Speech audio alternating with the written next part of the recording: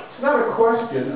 First of all, you're an eloquent speaker. I've enjoyed the hour and a half. I think it was very informative. I have a problem with one thing, and the one thing is, and I'm going to try and explain it as best I can. What troubles me is not a relationship for man dedicated to Hashem. I find fault with man dedicated to man. I think it's okay to be, how do I say this? To be someone that's dedicating your life to God. But when it comes to treating man the way it tells you in the Bible, it's just not happening. As an example, I have a UJA Pishka that says all Jews are responsible for one another. It doesn't happen. I was silly enough when I was younger to believe that rabbis, priests, doctors are all gods. They are better than everyone else. They should be held more accountable. And I still believe it, stupid as it may be. I'm just upset, and I just want to say this, that I don't think it's all about man and Hashem. I think it should be man treating man. And the last thing I want to say is I saw this one little thing on a license plate, and I've always lived by it. It said, "To care is to do."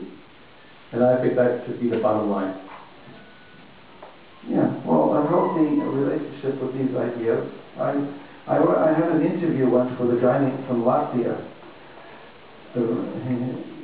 It's on the website called ExcitingJudaism.com that David set up.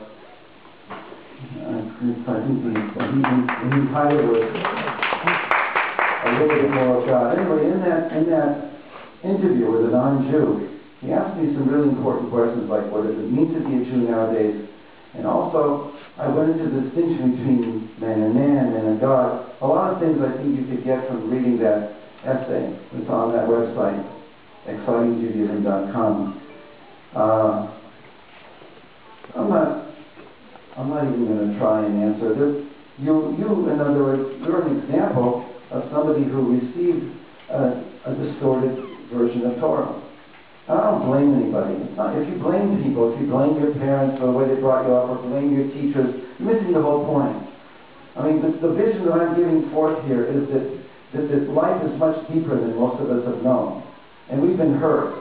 And our hurt now is, there's an address for our hurt. The address is God. Why did you make me the way you made me? Why did you make life the way you made life? These are very important questions, and they're very important answers. And they can heal you in your relationship to man and your relationship to God. There's a beautiful gematria in Torah, which is called Ve'ahavta l'recha kamocha ani Adonai. You shall love your friend as yourself, I am God. The gematria is 907. 5 words. Ve'ahavta l'recha kamocha ani Hashem. The same gematria 907 is Ve'ahavta et Adonai l'recha. You shall love the Lord your God. That can't be by chance, or I don't think it's by chance that loving God and loving another human being is the same. It breaks down the false barrier between the two. As if I can be one thing with God, but something else with man. So a real healthy Torah is exactly what you're saying. But you have a little bitterness, I understand. And it's fine. Disappointment. Fine. That was not God. Everybody makes mistakes. And a person who knows more should be held more accountable, etc., etc. You got it. Yes. I have a question on... My cousin, Adele. Hi. I just want to know, what if the relationship with God is not the issue? With yourself. I guess. Or what if you get hurt a lot? You get what a lot? What if you get hurt? Yeah. If, like you said, no, don't. Like you said, it's, you don't trust people. Like No, I trust people. Not that you're. Well, I don't know. Maybe I don't. What if people are the problem? Like there's I don't know. Like you know, there are people that are religious and you know, and it's not that they're religious, but they're Torah and they do this and they do that, but then they do other things that are not the nicest things. And then you meet other people that are very nice people, and they Not don't do religious. that are not, or like, you know, and then there are very religious people, they talk Lashon Hara, and that, to me, that's powerful. That's like, you know, shooting you. And, so what do you do about that? Like, what I do about it is I try and be a better person, and you can do it also. In other words, don't go by what all the false things. What if you constantly get hurt? You're a religious person, but you get hurt, and you have examples from people that are religious. So where do you turn? What do you do? I'm not talking about myself. Okay, myself and other people. It's just like, I know what you're saying. So people get very turned off in life, by religion. there's failures and there's successes. I want to build on my successes. And if there's relationships, I want to build on relationships that I've had with people that are good and people who are good. I want that to be what guides me in my life. I'm going to be very simple, no complications. I want to go on the good path. I believe that I want to emphasize the good. I want you to know that if a person gets into self-pity, oh, everything's wrong, oh, my life is terrible. Well, you know, it's really could be very helpful, very simple to make a list of the good things that you have, right? And say, you know what, it's not all bad. And that can help you come over to the other side of the scale, you know, and to build on the good.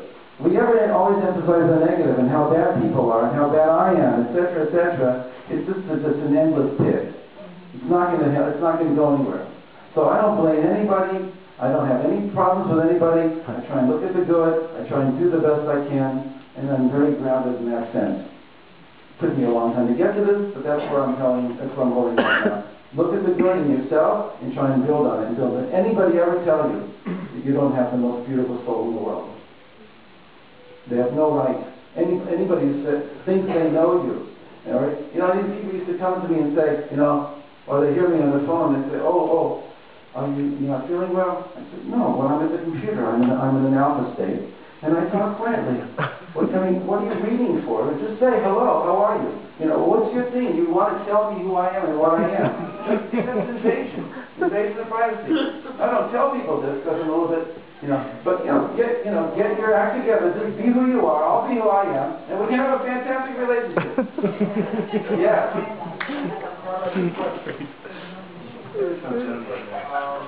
Can you come forward, though? I don't know why we're doing this, but this seems to be the way to do it.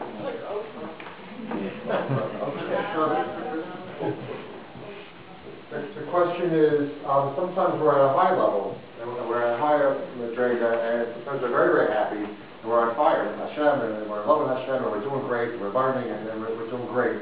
Like every day is like Christmas turn. Fantastic. And we drop. Special. You can't be up here all the time. How do you tap back into the high level? So